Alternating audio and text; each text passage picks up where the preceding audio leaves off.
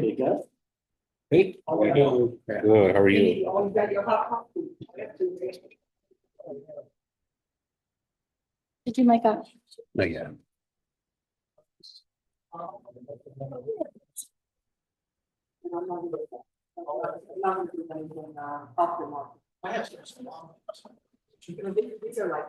got questions on here, got the Zoom up there. Make sure everything looks okay over here. Looks good.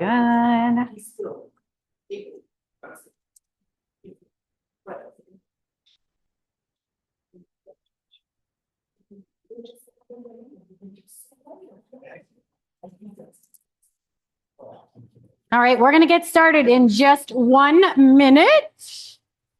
Just going to round them up. That's okay.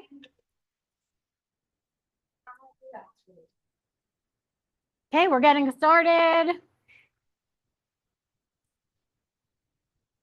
Of course, you too. We're getting started.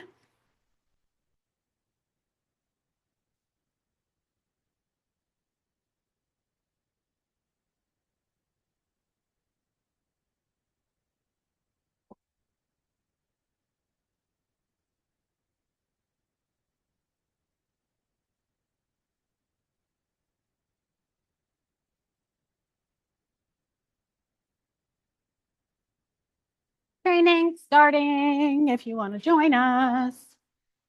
Training starting if you want to join us.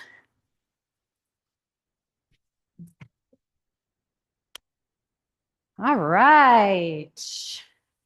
We are going to get ready to rock and roll. So welcome everybody to our How I Grew series. We are really privileged today to have with us the one and only Kris Quintana. Most of you know him, love him, right? I will say I've had the pleasure of knowing Kris since when I started here. Kris was an agent. If you don't know that about his story, you're going to get to hear about it today. But it's been an absolute pleasure for me watching him get to where he is today. So we're going to dive into his story and hear all about how he grew. Thanks for being here, Kris. Yeah, thank you. Thank you. So I know from spending lots of time with you, you have served as a veteran, a teacher, school board member. When I started, you were Rookie of the Year for Keller Williams of Central PA, which is really cool. Can you tell me a little bit about what inspired your transitions through those areas and which one has stretched you the most? So what has inspired me in different areas of my career has always been motivating factors. So before we even get started, I'm going to let you know that I'm going to be very real and vulnerable with you guys. So you will probably get really honest answers from me. And so I'm not going to sugarcoat it for you. So in my family, it's always a competition. There's never there isn't a moment that it's not a competition between siblings, between individual families. So like my family versus like my aunt's family versus my uncle's family. It's always been a competition. So when I got into the military, like I wanted to be better than my dad. My dad was in the Army for 22 years. He got promoted. He went all the way to E8 and then he retired in Fort Benning, Georgia. I have other cousins and family members who are also in the military or were in the military. And so for me, when I got into the military, I wanted to be better than them. I wanted to do more, outlandish, crazy things than they did. My dad was a mechanic, and he fixed all types of vehicles in the Army. And I was like, I want to do something that has more meaning than that. So I did counter narcotics in the Coast Guard down in the Caribbean. And so, if I wasn't the best, I wanted to be the best. So I was in the best unit in the Coast Guard outside of the California unit. Um, and then when I got hurt and they were like, you can't do this anymore, um, I was like, well, what am I going to do? I only know one thing. I wake up every single day. I put on my uniform and then I go into a helicopter or a ship and I go into the Caribbean. One of the things that I had a passion for was educating, teaching. I taught a lot of people when I was in the Coast Guard how to do their jobs and what their jobs look like. And then I went to college, used my GI Bill, became a teacher, and I did that for 9 years.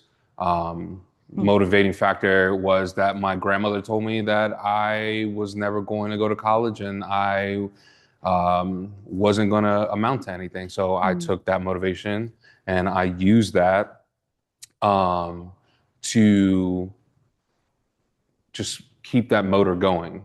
You know, you're not going to tell me that I can't do something. I'm going to show you why I can do it. So I did that, and after 9 years, I was very pleased with my position in life.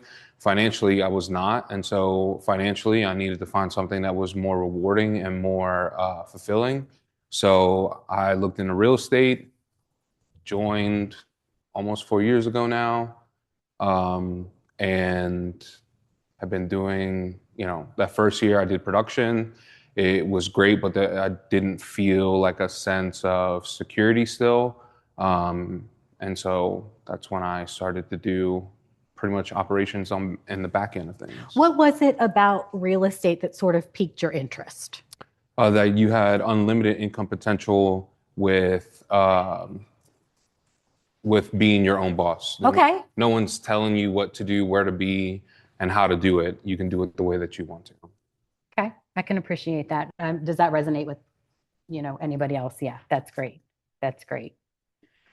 So then talk to us a little bit, if you don't mind, talk to us a little bit about your journey then from Rookie of the Year, KWCPA Rookie of the Year, and then tell us about how you get to where you are now, what that journey looked like. Yeah, so that first year I decided to go really deep into Op City. I didn't want to join a team because I didn't want anyone telling me what to do. Op City takes a significant amount of money out of your commission, but so do teams. So it was like, well, do what I want and get consistent business, or listen to what someone else has to say. And then if I don't do it their way, then I'm going to be back into square one anyway. So I decided to go really heavy into Op City. I was getting leads consistently, and I think I finished that year with 13 transactions. And it was rewarding. I got to work with a lot of clients. I got to work with a lot of people, but I didn't have I can do sales, but I can't do it as effective as other agents in this building can. I can have a conversation with people and I can tell you hey, this is the best option loan product for you, to get you, the desired outcome that you want. But it wasn't something I was passionate about. I wasn't obsessed with. When you started real estate, did you hang on to the teaching role, or did you just cut all ties and go all? I kept it for 6 months. Okay. But it was online teaching, so I've done alternative ed, I've done in-person brick and mortar teaching, I've done online teaching. Online teaching, it really wasn't anything rigorous. I was just giving canned information to kids, and just making sure that they don't use AI to cheat. That's basically what I was paid to do. So yeah, I did dual career for I don't know, all of 6 months. And I told my wife, it wasn't going to work. I needed to go all into real estate. And that's what I did. Now, doesn't mean that she wasn't bawling her eyes out crying, because she's used to W-2 and getting paid every 2 weeks. And so there's steady income there. But it was kind of a life-changing move. Sure. So. I'm sure. Where are you at now? Right now, I'm owner and CEO of Precision Leverage Solutions. I run a company that provides leverage to KW agents solely. So what we do is we provide listing management, transaction coordination, database management, and this year at some point we will start lead generation. So it's been a whirlwind. I've had ownership of the company for 2 years now, with the new entity, Precision Leverage Solutions. That's only a year and a half old, the legal entity. So September 6th is our birth date. So I've been leading in for 2 years. It's been a whirlwind. I remember when I started with Tammy, who is my former business partner. I think she had like 21 agents on the roster, and like I remember like my first month I like didn't have any transactions that I was doing as a TC, and like the next month I had two, and we went from that to we have over 150 agents right now. We've grown over I think it's like 857% in 2 years. We are in 7 KW market centers right now, growing to 8, 9, and 10, hopefully soon. It's incredible. And in those market centers, for them, we are the preferred vendor. So we have systematized ourselves with that market center to make sure that not only do we have reoccurring business, but we also provide them with leverage to recruit and retain agents. That's kind of where we are right now. For transaction side of things, because that's where our bread and butter is. Last year we did like 636 transactions last year. This year we're on track to do 1,200. So I was told that I needed to change my goals because my goal was to hit 1,200 transactions this year. And since we're already on track for it, we've raised our goal to 3,500 transactions for 2026. So it just falls in line with the rest of our goals. We're expanding into Delaware, New Jersey, Maryland, Florida, and California this year. We already have people for the majority of those places. We just have to train and build out systems for those individual states. That's kind of where we are right now. I love that. I'm really curious to know sort of what was the tipping point for you to look at going from producing agent, really, I mean, killing it with OpCity as far as OpCity goes, to I think I'm going to do transaction coordination. Yeah. So one of the things I'm very like, I want to know what's coming down the pipeline before it happens. So one of the things that I was watching very closely was the NAR settlement and some of the rule changes and some of the issues that were going to be potential issues for real estate agents in the future. And so I did not want to be in that world producing. It just wasn't for me because I already didn't have a passion to do buying and selling. And now like it's becoming stricter, which in hindsight, it hasn't really come stricter. Right. It's just more transparent. Right. And so I saw that coming and I was like, well, I don't want to be a part of that mess. So let me find something that's more stable, has more security. I have great attention to detail. I'm very like disciplined in what I do. And so I wanted to find something in the real estate industry that fit that skill set. So I knew Tammy had a TC company and I reached out to her and I said, hey, like, do you have room for one? And she said, yeah, I'm losing 2. So sure. And that's kind of how that started. That's amazing. That's amazing. What do you think was one of your first key habits or activities that you did consistently that's allowed Precision to go from, where it was when you started to what it looks like for you now? The primary thing that I focus on every single day is client experience. And that's one of two ways. So it's one, my client are agents. So how do I make life easy for the agent? And then two, how do I make life easy for market centers? The easier it is for the market center, the easier it is for them to promote me, push me, and make it easy for my life. The more that I do for the agents, the more, I make their life easier. That's kind of like our marketing strategy is like we do everything except negotiations, and we can pretty much do everything else for you for your transaction. Same thing for database. We'll call, we'll text, we'll email, we'll nurture them all the way up until the appointment, and then even nurture them until they sit down at that appointment with you with our database management. I wanted to make sure that I was addressing needs, not necessarily wants. We made that mistake. We offered marketing, and that was not the greatest experience because what agents want and what they can afford are two different things. And so we got rid of that because it was a luxury. Right now, I'm just focusing on what agents need, and that's they need business, which leads and database are for, and they need someone to stabilize their business, and that's what transaction coordination is for. And then listing management is just an add-on upsell for TC work. Yeah, I love that. I love that. What would you say is the biggest myth that agents believe when you think back to your production days and just watching, the agents in this office achieve their goals? What's the biggest myth that they believe about hitting their own production or ceiling? What's preventing them from going to the next level, in your opinion? I think the biggest thing is that they have to be involved with every aspect of their real estate business.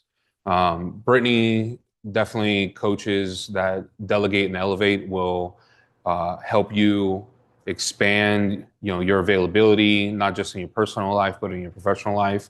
It also help you grow. So, for me, I've used that in my own business. Kaylin, who's now part owner, but she is my director of TC services. She handles the majority of the TC items on a daily basis, so I don't have to. We just hired Caleb before he moved off to Georgia to handle our finances. And so I don't have to handle those tasks. My sole job is to create the vision for the company, lead the company towards that vision, and then to bring business in for them to maintain. And then we hire TCs and stuff to handle that. At some point, we'll be hiring, state director level. So as we expand, because we have a goal of going national to all 50 states. So I love that. So basically what I think I'm hearing you say is that in your leverage company, you yourself are using leverage to push yourself to the next level and to take your business to the next level. And then I think that's one of the issues that some agents that we work with and that we don't work with right now, they believe that they have to do everything. And it's understandable. A lot of us in this industry are control freaks, and it's okay to be a control freak. But I think once you start to get to a point where, you're handling a large volume of business, you have to be able to sit there and say, this is not my lane. I need to hand that off to someone else.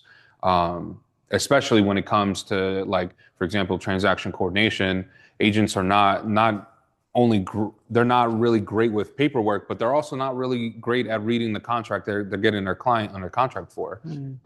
So that's where we come in, because we have a direct line to the broker of records. We're getting educated through them, their liability risks, and their interpretation of the contract, because they're the ones at the end of the day that are ultimately liable with their license for the conduct that you do. So that's kind of where we see ourselves as, benefit to the agents. Yeah, I think if the MREA, one of the myth understandings in the MREA is that, like nobody's going to do it the way that I do it, right? Like nobody's going to take care of that customer with the same, kid gloves that I would, and nobody's going to do that open house the way that I would. And unfortunately, that's a myth. I mean, it just is. Yeah. And there are really great people in our industry that have the same giftings and maybe better giftings, that if we give them the opportunity, it allows, for us to elevate to the next level. So yeah, I love that.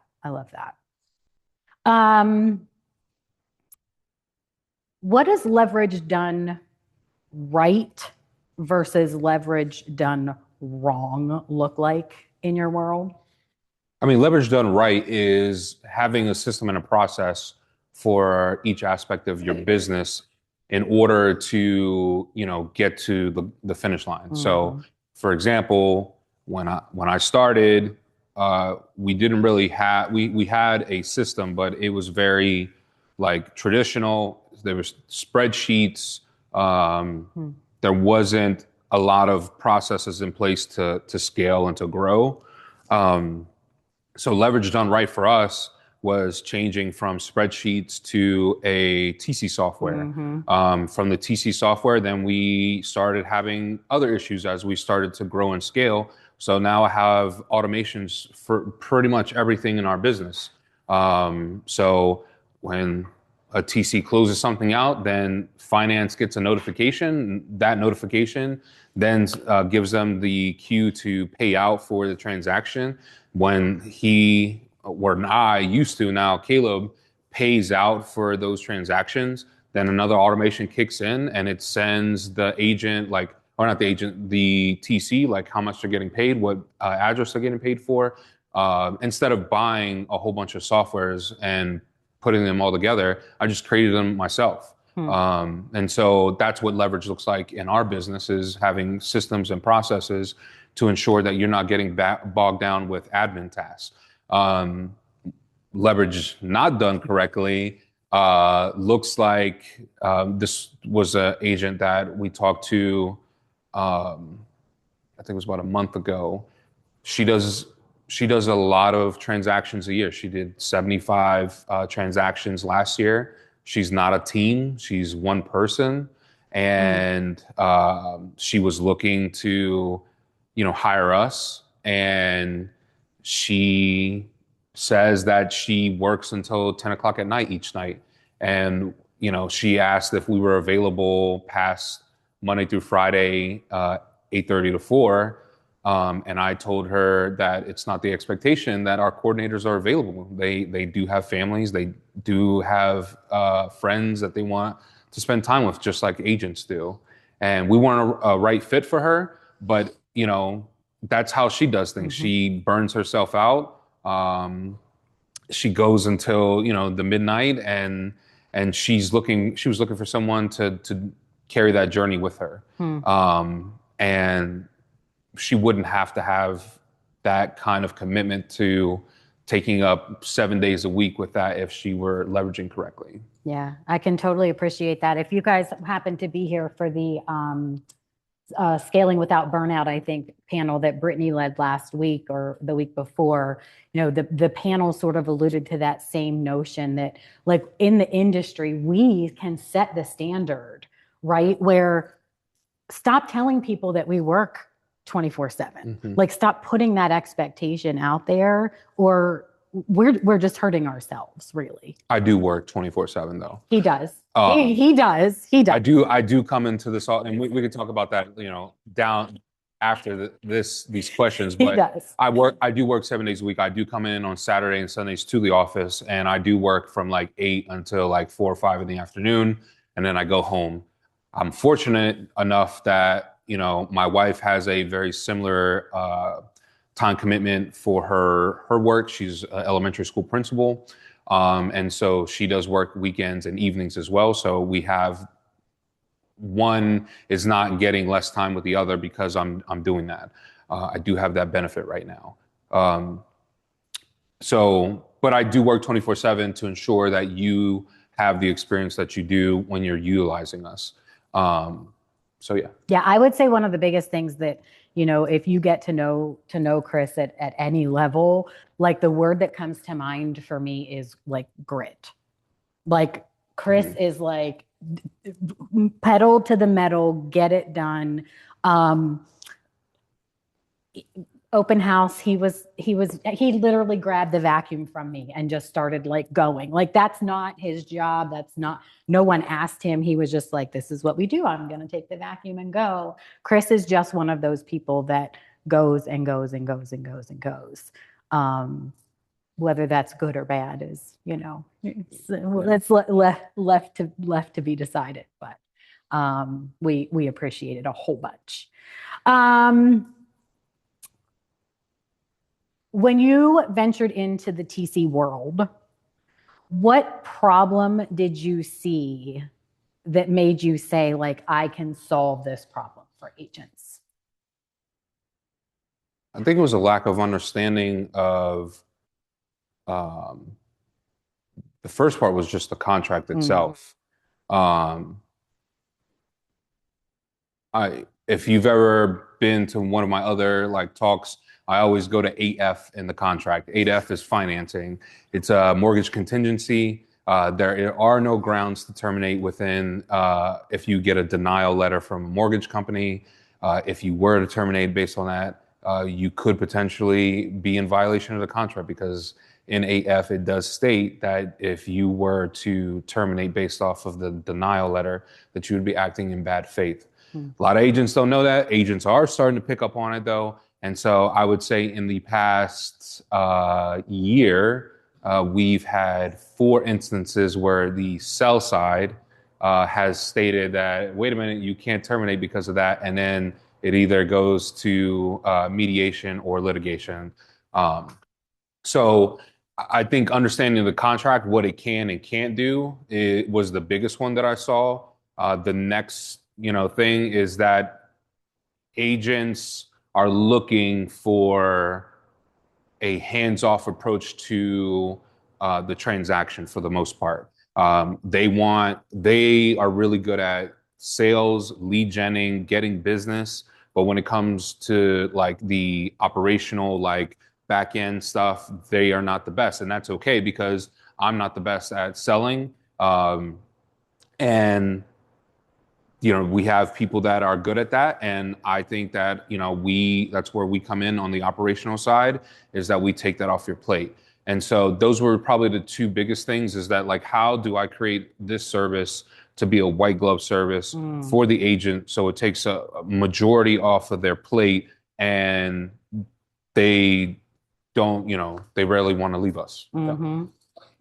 There's a clause in a contract that it's null and void if financing is to we can talk about that afterwards, but just know that you cannot terminate for mortgage contingency, and I can explain it later. Okay. Yeah. No. I love that. I love that. Oh, go ahead, Mike. I was just to say, could you talk a little bit about the process where you were evaluating to buy or start Precision Leverage, and how you went through that process, and what you used to do your financial calculations, and like how is this going to be a good thing in the long term, all that? Yeah, so I I was fortunate enough to have started PLS. When I joined Tammy, her business was just a TC service. We decided to go partners together and start a new venture that we're providing leverage, not just one service. So I was fortunate enough to start from the bottom. Transparency, like, we had a meeting with Matt, who's the OP, who's the owner. And when we sat in that meeting 2 years ago now, we were talking about what it looks like for brokerages to be successful in the future.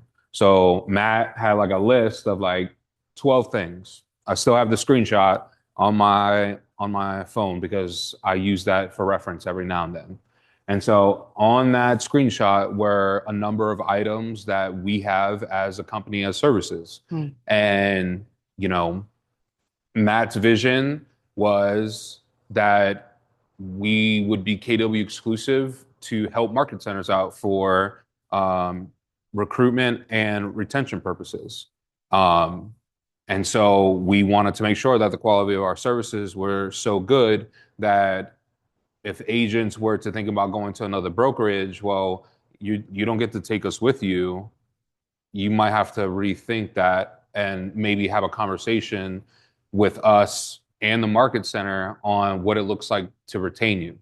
Um, that has happened at least 5 times since I have started the company. Wow. The other side of it is recruitment. So we work with people at other brokerages all the time. We're on the other side of the deal. Hey, can you TC for me? Oh, no, we're KW exclusive, but if you want, we can set you up with leadership at your closest market center because we're KW exclusive. So that's kind of like where we have come in. That has happened in this market center at least 3 times that I know of, that I'm aware of. The other thing is like how we look at, processes for pricing services. It is not a secret that I use AI, but I use AI as leverage for myself. Yes. So what I do is that in ChatGPT, there is a tool called Deep Research. I clicked on that. I let them know what my situation is that I am looking to add X service. And, in this area or this state or this region, what are the norms for pricing in this space? And, it does I get like 40 something page reports on deep market analysis. And that was just to make sure that I priced my TC services in California correctly. And, it's a huge tool if you know how to use it correctly. So, when we're looking at pricing, then it's like, all right, well, this is what the norm is. That usually gives me a range, or like the median price. And so then I take that and I look at what our expenses are and how much it would cost me to have a TC over there. And then so each service gets adjusted that way. So. That answer your question? Wonderful. Any other questions while we're like in this spot? No? Okay. I don't know that I've ever asked you this question, and it's not on my list that I sent to him, so forgive me for going rogue on this. When you got your license, why KW? Command. That's what sold me. Oh. So KW for me, like when I was looking at all of the different brokerages, it was pretty bleak. Like, all of them tend to focus on splits, what you get out of being in their culture and things like that. And that's all fine and dandy for me. But for me, like, I am a techie. And so how am I going to thrive if I was going to be in real estate? And Command, I don't know how old Command was when I first started, but I just know that I saw a few videos of what like the potential of Command could do. And that's what sold me on Keller Williams. And then when I was looking at which one that I wanted to go to, because I live in York Haven, so I could have easily went to Keystone and on York, or I could have went to Harrisburg if I wanted to. What sold me on Enola at the time was the agent roster. There were a lot of big names there, and there were a lot of players in the game. And if I was going to do this, I wanted to be around the best because iron sharpens iron. And so if you're around the best, then you become the best. So that's why. Yeah, I appreciate that. Boy, when I think back to, I was with KW when Command sort of launched. And, we were excited about it back then. And to think about what it looks like now, it's like, mind blowing, and what the future will hold for it. Is there anything that we haven't talked about in your journey that you want to talk about?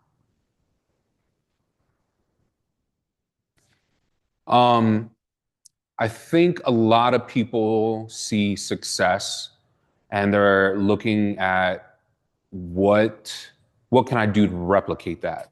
I'm sure that's why some of you are here. I'm sure that's why a lot of people go to Glover or to Mega Camp or Sure. Family Reunion, is that they're going to be around people that have been successful and they want to replicate that. I think the one thing that a lot of people don't realize is the time and sacrifice that you have to put in. And for me, it's obsession. Like, I am absolutely obsessed with what I do. It's the one thing, like, I don't have an alarm on my phone in the morning. I wake up and I come to work, and usually before my wife does. My wife goes to work around like 7 in the morning. Sometimes I'm here at like, sometimes I'm here when Tracy gets here. Sometimes which is 4 o'clock in the morning for those who don't know. Sometimes I'm here at 6:30, but I don't have an alarm. I wake up naturally. I get up and I come here, and then I work throughout the day, and I look at the time and I'm like, shit, where did the last, 8 hours, 9, 10 hours go? Because I'm obsessed. It is something that is a passion for me. And so therefore, I don't want people to look at my success and say like, hey, I can do that, because I've looked at other people's successes and said, like, I look at, when I was first started being an agent, I looked at like, trying to think who, like Damaris and Jason, and they're cappers, and they're top producers in the market center. And I was like, man, I can do that, but I wasn't obsessed with selling, and so there was no way that I would have been able to do and replicate the same success that they did, because I wasn't passionate about it. I've been able to grow the business to where it's at right now because I'm passionate about it. When I talk to OPs at other market centers and team leaders at other market centers, there's no script in my hand. There's no notes. I go in there with my phone, and it's usually down, and I'm telling them about precision leverage solutions because it's a passion of mine, and they pick up on that. I live, sleep, breathe, eat this on a daily basis. And usually if we have a conversation about something, then somehow, some way, PLS is going to come into the conversation. And then I think the other thing too is that success is not a isolated thing. Networking and connections is a huge one. Each one of us are only one person away, one handshake or conversation away from being extremely successful. I can give you all the connections that I have right now. If for me, if it wasn't for Tammy, I wouldn't have the base knowledge on what I was going to do with the company. After that, if it wasn't for Matt, I wouldn't have a vision of what a business would look like. And because of Matt and Brittany and my connections with them, we've grown exponentially because of the connections that they have, and they have introduced me to people. And so now then I'm down in Lancaster, and I'm in Devon Wayne, and I'm in State College, and I have all of those OPs numbers in my phone, and I talk to them on a monthly basis, and then they hook me up with other people. So, the power of networking is impactful.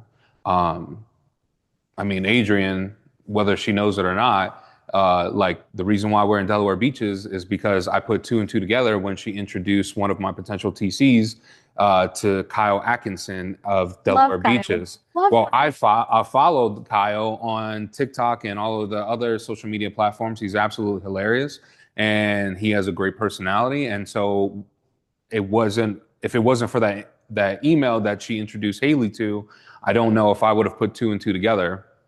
And so now me and Kyle, we talk on a monthly basis in anticipation for us to roll out into Delaware once my TC gets situated.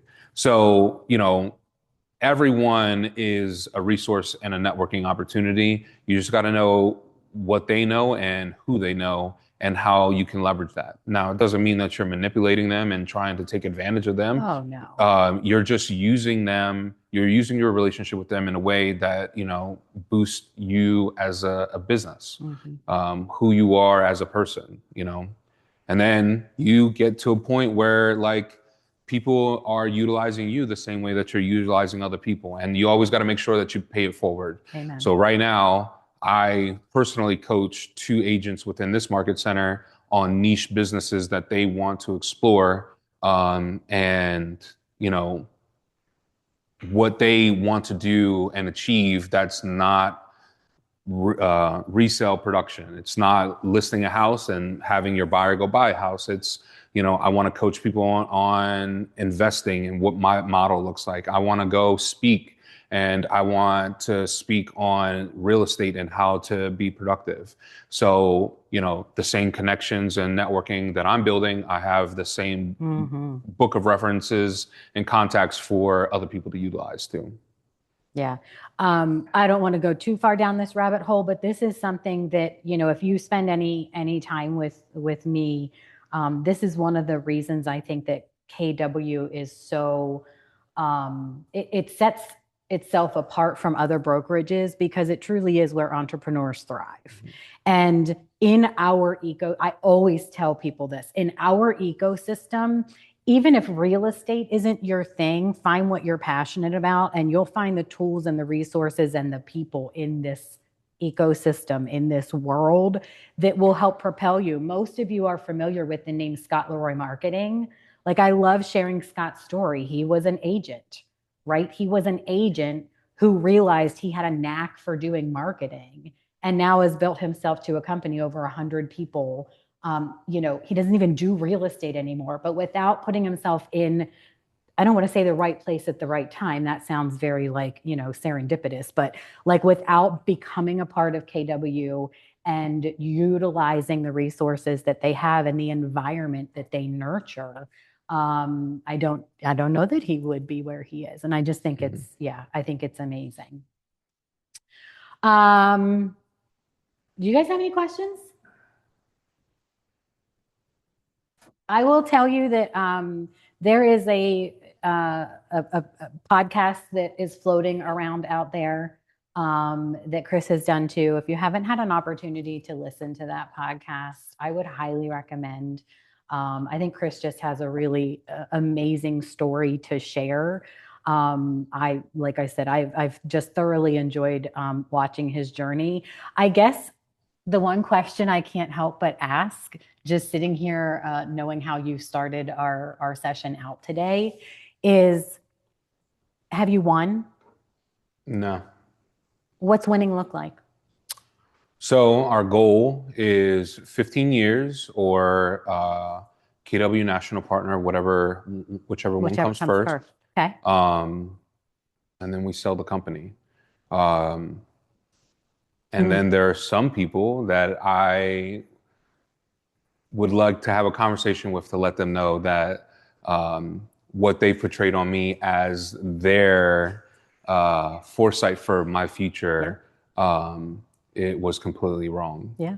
So, you know, I don't want to like brag too much, but in my family, like, we've never had any kind of wealth. So I will probably be the first millionaire in our family. My goal is to also be the first billionaire, because Stone Capital owns a significant portion of KW. So I want to tap into those funds. But there are a number of people that I would like to have conversations with and to show statements to let them know that they were wrong. I love that. Yeah. I love that. So it's been an absolute, like, just pleasure watching your journey. We're growing every day. And if you know people that could use our service, you just let me know. Even if they're on the, you know, if they're not at our brokerage and you think that they can use our service, again, forward them my way, because that's how we help market centers. So yeah, you are a wealth of knowledge. Every time I have a conversation with you, I learn something. I appreciate you always coming from contribution. Your spirit of collaboration is just, amazing. And just thank you for sharing your story with us today. Thank you. Yeah. Any questions? Okay, let's wrap it up. Yeah, thank you. Nice job. Nice job. There's so confetti. Oh, there's confetti. There's confetti up there. Uh-huh. We're gonna steal the leaf blower from Carlisle and bring it down.